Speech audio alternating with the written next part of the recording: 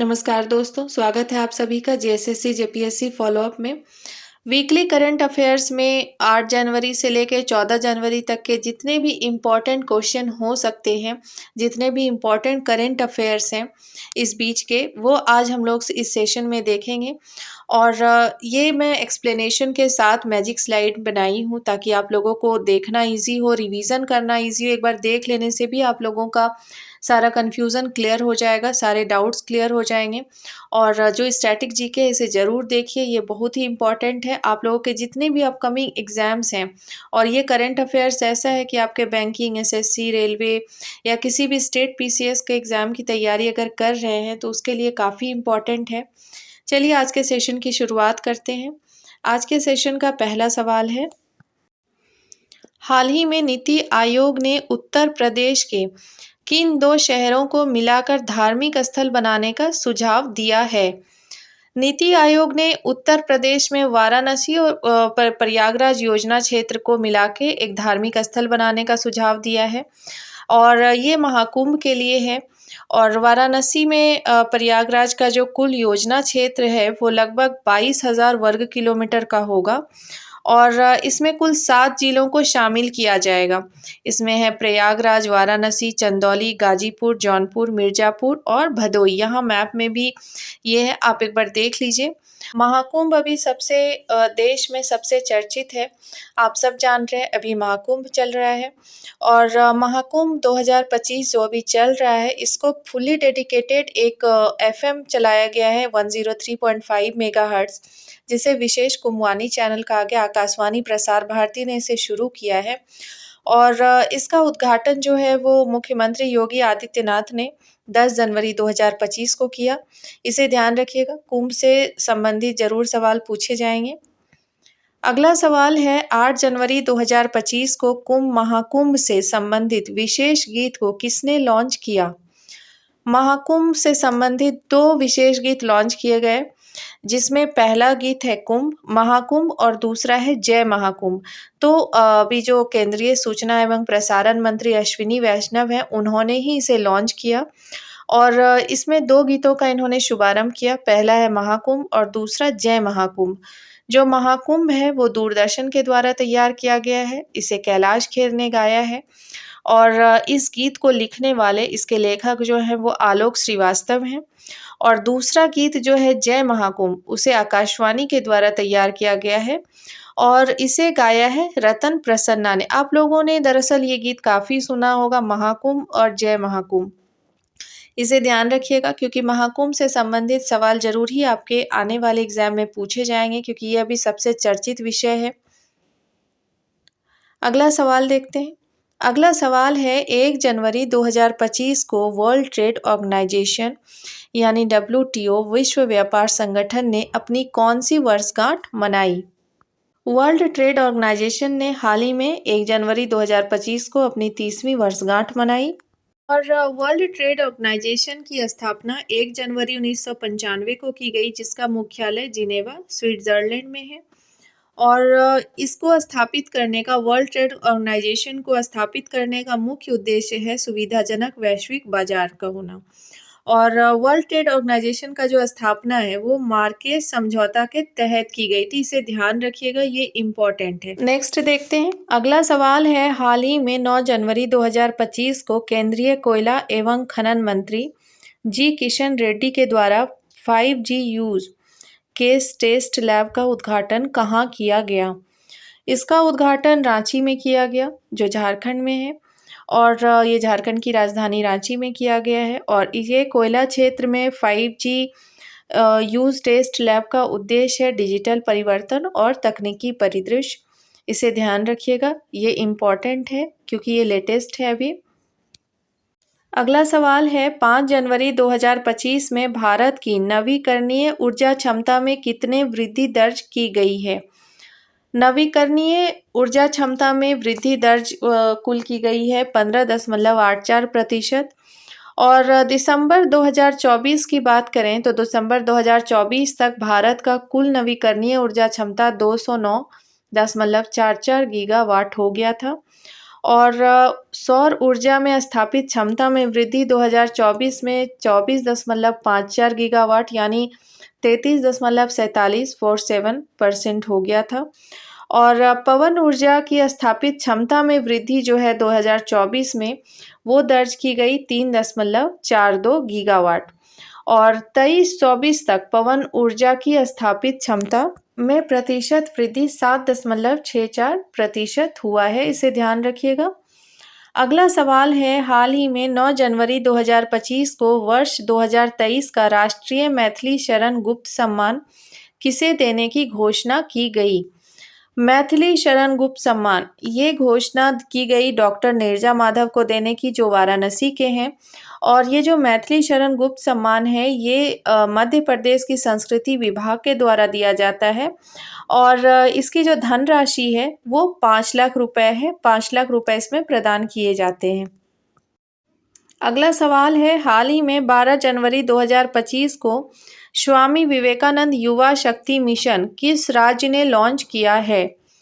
12 जनवरी 2025 को स्वामी विवेकानंद युवा शक्ति मिशन का लॉन्च मध्य प्रदेश के द्वारा किया गया है और इसका जो मिशन है, इस मिशन का जो उद्देश्य है वो है 2030 तक 10वीं और 12वीं की बोर्ड परीक्षा में 100% पास प्रतिशत प्राप्त करना। और युवा शक्ति मिशन का आदर्श वाक्य है, आत्म दीपो भव, संवाद, सामर्थ्य और समृद्धि। इसे ध्यान रखिएगा, ये इम्पोर्टेंट है। अगला सवाल देखते हैं। अगला सवाल है, राष्ट्रीय युवा दिवस के अवसर पर 10 जनवरी से 12 जनवरी 2025 तक कौन सा कार्यक्रम आयोजित किया गया? 10 से 12 जनवरी 2025 तक विकसित भारत युवा नेतृत्व संवाद 2025 का आयोजन किया गया और इस महोत्सव को जो है युवा मामले और खेल मंत्रालय के द्वारा आयोजित किया गया और इस संवाद का जो आयोजन है वो भारत मंडपम नई दिल्ली में किया गया। विकसित भारत युवा नेतृत्व संवाद 2025 में नरेंद्र मोदी ने भाग लिया और चिंतन शिविर का जो आयोजन है इसका वो 10 जनवरी से 12 जनवरी 2025 तक उदयपुर राजस्थान में किया गया और इस शिविर का आयोजन महिला एवं बाल विकास मंत्रालय भारत सरकार के द्वारा किया गया। तो ये सारी चीज़ें राष्ट्रीय युवा दिवस के बारे में आप लोग ध्यान रखिएगा, ये इम्पॉर्टेंट है, एग्जाम में पूछे जा सकते हैं, इससे सवाल जरूर बनेंगे। अगला सवाल है, इंडस फूड 2025 के 8वें संस्करण का उद्घाटन किसने किया? इंडस फूड 2025 के 8वें संस्करण का उद्घाटन केंद्रीय खाद्य प्रसंस्करण उद्योग मंत्री चिराग पासवान ने किया और ये जो इंडस फूड 2025 का आयोजन है वो 8-10 जनवरी से लेके 10 जनवरी 2025 तक उत्तर प्रदेश के नोएडा में हुआ और ये जो इसका आयोजन है इंडस फूड 2025 का वो trade promotion council of India के द्वारा किया गया। ये भी याद रखिएगा। एक्चुअली यहाँ पे जितने भी करंट अफेयर्स मैं बता रही हूँ सेशन में उसे ज़रूर ध्यान से देखिए क्योंकि ये सारे ही इम्पॉर्टेंट है और एग्ज़ाम में पूछे जाने वाले हैं। चलिए अगला सवाल देखते हैं। अगला सवाल है, दिसंबर 2024 को उड़ान यात्री कैफ़े को किस हवाई अड्डे पर लॉन्च किया गया? इसको नेताजी सुभाष चंद्र बोस अंतर्राष्ट्रीय हवाई अड्डा कोलकाता में लॉन्च किया गया और इसका जो मुख्य उद्देश्य है ये हवाई अड्डों पर महंगे खाद्य और पेय पदार्थों की समस्या का समाधान करना। आप सबों ने देखा होगा जब एयरपोर्ट पे जाते हैं तो वहाँ पे आप कुछ भी लें, चाहे आप एक सिंपल सा वाटर बॉटल ही क्यों ना लें, वो काफ़ी महंगा होता है। तो बस इससे ही लोगों को राहत देने के लिए इसे खोला गया है और इसे नागरिक उड्डयन मंत्रालय और airport authority of India AI द्वारा लॉन्च किया गया है। ये काफ़ी सराहनीय है। अगला सवाल है, हाल ही में 13 जनवरी 2025 को सिल्वर नोटिस किसके द्वारा लॉन्च किया गया? तो ये जितने भी नोटिसेस होते हैं ना इसे ध्यान रखिएगा, ये इंटरपोल के द्वारा जारी किया जाता है, लॉन्च किया जाता है। इसके पहले जैसे red, yellow, blue, black, green, orange और पर्पल नोटिस, ये सारे नोटिसेस इंटरपोल के द्वारा ही लॉन्च किए जाते हैं। तो अभी हाल ही में 13 जनवरी 2025 को इन्होंने सिल्वर नोटिस लॉन्च किया है और इसका उद्देश्य है अंतर्राष्ट्रीय स्तर पर अपराधियों की संपत्तियों की खोज करना और सिल्वर नोटिस को 52 देशों में पायलट प्रोजेक्ट के तहत शुरू किया गया है, इसे ध्यान रखिएगा। अगला सवाल है, हाल ही में 10 जनवरी 2025 को राष्ट्रमंडल के अध्यक्षों और पीठासीन अधिकारियों के सम्मेलन की अस्थाई समिति और बैठक कहाँ आयोजित की गई है? ये जो राष्ट्रमंडल अध्यक्षों और पीठासीन अधिकारियों की जो सम्मेलन है, ये वाराणसी में आयोजित की गई और इसकी अध्यक्षता लोकसभा अध्यक्ष ओम बिरला ने की। और वर्ष 2026 में भारत में राष्ट्रमंडल और अध्यक्षों और पीठासीन अधिकारियों यानी प्रिसाइडिंग ऑफिसर्स के 28वें सम्मेलन का आयोजन प्रस्तावित है। ये भारत में होना है। अगला सवाल देखते हैं, इसे ध्यान रखिएगा, ये इंपॉर्टेंट है। अगला सवाल है, हेनली पासपोर्ट इंडेक्स 2025 की रैंकिंग में भारत का स्थान बताएं। हेनली पासपोर्ट इंडेक्स, जिसमें कि 2024 में भारत का कितना स्थान था? 18 था रैंक, और 2025 में यही रैंक इनका 85 हो गया, 85वां स्थान हो गया। हेनली पासपोर्ट इंडेक्स 2025 में सिंगापुर शीर्ष स्थान पर रहा, फर्स्ट रहा। एक और इम्पॉर्टेंट चीज़ इसके हेनली पासपोर्ट इंडेक्स के बारे में ध्यान रखिएगा कि इसे हेनली और पार्टनर्स नागरिकता सलाहकार फर्म द्वारा जारी किया जाता है। ये इम्पॉर्टेंट है। अगला सवाल है, हाल ही में 7 जनवरी 2025 को भारतीय एथलेटिक्स महासंघ AFI का नया अध्यक्ष किसे चुना गया? AFI का नया अध्यक्ष बहादुर सिंह सागू को चुना गया और इनका जो कार्यकाल है वो 4 वर्षों का होगा। और इसके पहले थे आदिल सुमारीवाला, उनके स्थान पर इनको नियुक्त किया गया है, इसे ध्यान रखिएगा। अगला सवाल देखते हैं। अगला सवाल है, भारतीय नौसेना के लिए निर्मित बहुउद्देशीय पोतों में से दूसरे पोत का शुभारंभ कहाँ और कब हुआ? भारतीय नौसेना का जो दूसरा पोत है, उसका बहुउद्देशीय पोत जो है, उसका दूसरा वाला पोत का शुभारंभ चेन्नई में हुआ 13 जनवरी 2025 को, और इसका नाम उत्कर्ष है। इसका नाम उत्कर्ष रखा गया है और इसका जो शुभारंभ है वो रक्षा सचिव राजेश कुमार सिंह की उपस्थिति में हुआ। इस पोत की लंबाई की बात करें तो इसकी लंबाई 106 मीटर की है और इसकी अधिकतम गति 15 समुद्री मील है। और L&T शिपयार्ड ने इस बहुउद्देशीय पोत का निर्माण किया है, इसे ध्यान रखिएगा, याद रखिएगा। अगला सवाल है, हाल ही में 13 जनवरी 2025 को C.DOT ने किस संस्थान के लिए दूरसंचार तकनीकी विकसित करने के लिए समझौते पर हस्ताक्षर किए हैं? C.DOT ने IIT जम्मू और IIT मंडी इनके साथ समझौते पर हस्ताक्षर किए हैं और इसके तहत, इस समझौते के तहत wide band spectrum sensor ASIC chip विकसित किया जाएगा। और ASIC चिप जो है वो स्पेक्ट्रम के उपयोग को बढ़ावा देगी। स्पेक्ट्रम के उपयोग को बढ़ावा देना ही इसका मकसद है। और C.DOT का फुल फॉर्म देखते हैं, centre for development of telematics, इसे ध्यान रखिएगा, ये इम्पॉर्टेंट है। अगला सवाल देखते हैं। अगला सवाल है, एक देश एक चुनाव विधेयकों पर संयुक्त संसदीय समिति का अध्यक्ष किसे नियुक्त किया गया? एक देश एक चुनाव विधेयकों पर संयुक्त संसदीय समिति का अध्यक्ष PP चौधरी को चुना गया। ये BJP के नेता हैं और यह 39 सदस्यीय समिति है, जिसमें कुल 39 यानी 39 सदस्य रहेंगे और इसमें लोकसभा के 27 सदस्य रहेंगे और राज्यसभा के 12 सदस्य रहेंगे, इसे ध्यान रखिएगा। अगला सवाल है, 9 जनवरी 2025 को लेबनान का राष्ट्रपति किसे चुना गया? लेबनान का राष्ट्रपति जोसेफ आउन को चुना गया और लेबनान का जो राष्ट्रपति पद है वो मारोनी ईसाई समुदाय से चुना जाता है, ये इम्पोर्टेंट है। अगला सवाल देखते हैं। अगला सवाल है, हाल ही में 10 जनवरी 2025 को बोड़ा त्यौहार किस राज्य में शुरू हुआ?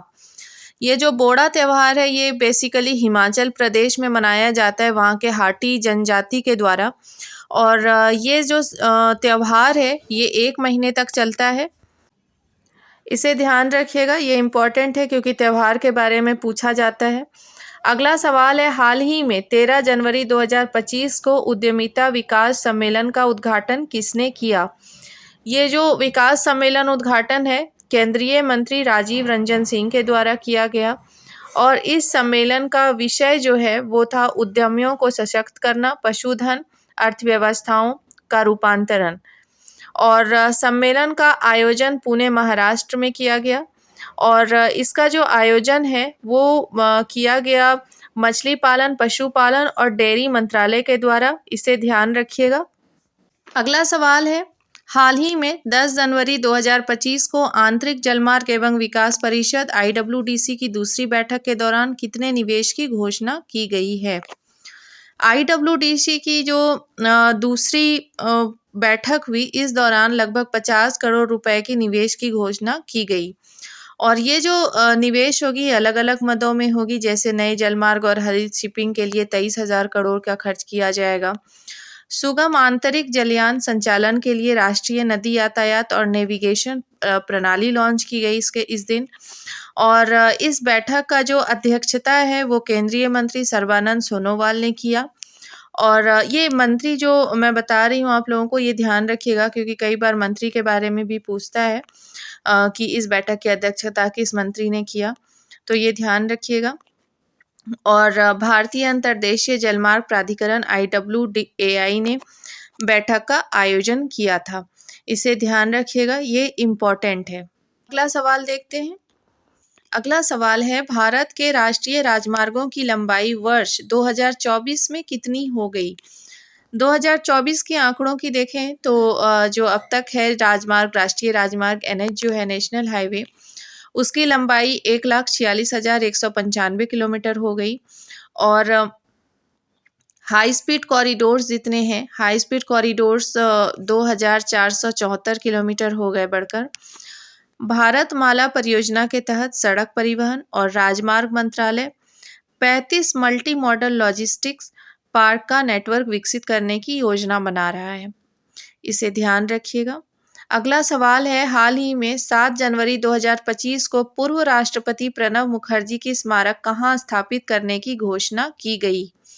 प्रणब मुखर्जी जो हमारे पूर्व राष्ट्रपति थे और इनका निधन 31 अगस्त 2020 को हो गया था। ये भारत के 13वें राष्ट्रपति थे, ये इम्पॉर्टेंट है, ध्यान रखिएगा। इनका जो स्मारक है वो राजघाट नई दिल्ली में बनाना प्रस्तावित हुआ। अगला सवाल है, हाल ही में 10 जनवरी 2025 को किस देश में हिंदी शिक्षा को बढ़ावा देने के लिए पहली बार पत्राचार के माध्यम से हिंदी में सर्टिफिकेट कोर्स शुरू किया? श्रीलंका ने। श्रीलंका ने हिंदी शिक्षा को बढ़ावा देने के लिए अपने यहाँ पे पहली बार फर्स्ट टाइम पत्राचार के माध्यम से हिंदी में सर्टिफिकेट कोर्स शुरू किया है। और ये जो इन्होंने शुरू किया है, ये विश्व हिंदी दिवस की 50वीं वर्षगांठ के अवसर पर इसे लॉन्च किया है। और इसका जो सहयोग किया है स्वामी विवेकानंद संस्कृति केंद्र SVCC के सहयोग से शुरू किया गया, इन्होंने सहयोग किया है। और विश्व हिंदी दिवस के अवसर पर भारत श्रीलंका हिंदी सम्मेलन का आयोजन किया गया कोलंबो श्रीलंका में, ध्यान रखिएगा, ये भी इम्पोर्टेंट है, यहाँ से भी सवाल बन सकते हैं। चलिए अगला सवाल देखते हैं, आज के सेशन का आखिरी सवाल भी है। हाल ही में 13 जनवरी 2025 को नई वेधशाला की स्थापना कहाँ की गई? नई वेधशाला की स्थापना पंचेत पहाड़ी पुरुलिया पश्चिम बंगाल में की गई। आप लोग देख सकते हैं कि ये कितनी ऊंचाई पर है, यहाँ पे पिक्चर लगी हुई है। यह वेधशाला जो है 600 मीटर की ऊंचाई पर स्थित है। और इसका निर्माण जो है, इस वेधशाला का निर्माण SN Bose national centre for basic sciences के द्वारा किया गया है। और यह वेधशाला 86 डिग्री पूर्वी देशांतर पर स्थित है। ये काफ़ी इम्पॉर्टेंट है, एग्जाम में यहाँ से सवाल बनेंगे, आप इसे ध्यान रखिएगा, याद रखिएगा। आज के लिए इतना ही। और उम्मीद करती हूँ आप लोगों को यह सेशन ज़रूर पसंद आया होगा, क्योंकि 8 से लेकर 14 जनवरी तक में जितना भी इम्पॉर्टेंट करंट अफेयर्स का सवाल बन सकता है वो आज हमने इसमें कवर किया। और काफ़ी इम्पोर्टेंट क्वेश्चंस भी हमने किया, स्टैटिक जीके देखा, एक्सप्लेनेशन देखा। तो अगर आपने पहले से पढ़ रखा है तो आपका रिवीजन काफ़ी अच्छा हो गया, और अगर आपने पहले से नहीं पढ़ा है तो भी आपका क्लियर हो गया करंट अफेयर्स। बाकी देखते हैं अगले सेशन में एक नए टॉपिक के साथ मिलते हैं। अपने फ्रेंड्स के साथ सेशन को ज़रूर शेयर करें जो भी प्रिपरेशन कर रहे होंगे एग्जाम की, और जाते जाते चैनल को सब्सक्राइब करना बिल्कुल भी ना भूलें। Thank you everyone.